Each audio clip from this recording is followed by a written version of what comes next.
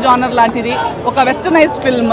మరి pan Indian అని చెప్పారు కానీ పాన్ ఇండియన్ కింద ఒక అడుగు ముందుగానే ఉంది ఇన్ టర్మ్స్ ఆఫ్ మేకింగ్. అంటే colours, frames, locations, taking, everything is in little westernised global వేలో తీశారు.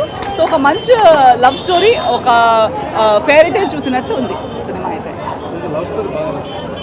నచ్చుతుంది అంటే అదే కాదు కానీ ఇప్పుడు వస్తున్న ఒక వేరియేషన్ వచ్చేసింది. మరి ఒకేలా కాకుండా ఇలా once in a while to watch such a film రిఫ్రెషింగ్గా ఉంటుంది. ఇలా ఈ కూడా జానర్ కదా అన్నట్టుగా ఫ్రెష్ అనిపిస్తుంది.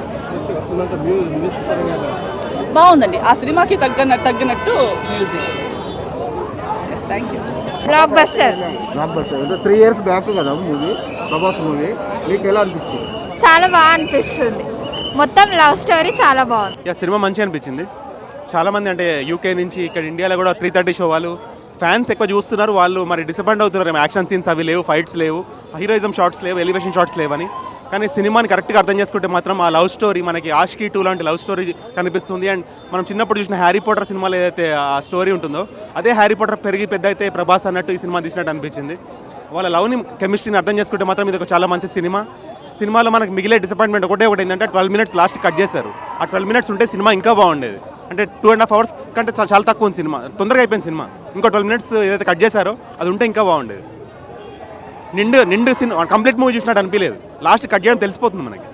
హీరో పెద్ద ఆపదలో ఇరుక్కుంటాడు, అందులోంచి ఎలా బయటకు వస్తారో చూపించుకొని కట్ చేశారు సినిమాని. అది కొంచెం డిసప్పాయింట్ అనిపించింది. Otherwise movie is very good. చాలా మంచి గ్రాండ్గా లావిష్గా తీశారు సినిమాని. ప్రభాస్ లుక్స్ మంచిగా ఉన్నాడు. ఇంటర్వ్యూలో కనిపించే కంటే సినిమాలో చాలా బాగున్నాడు.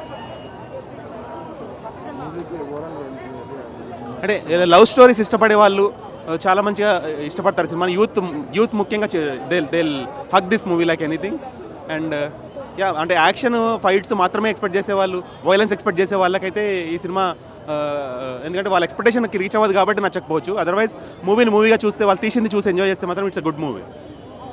తను హీరోయిన్కి ఇచ్చే హోప్ చాలా బాగుంటుంది. తను హీరోయిన్కి ఇచ్చే మోటివేషన్ కానీ హోప్ కానీ it's very good, worth watching.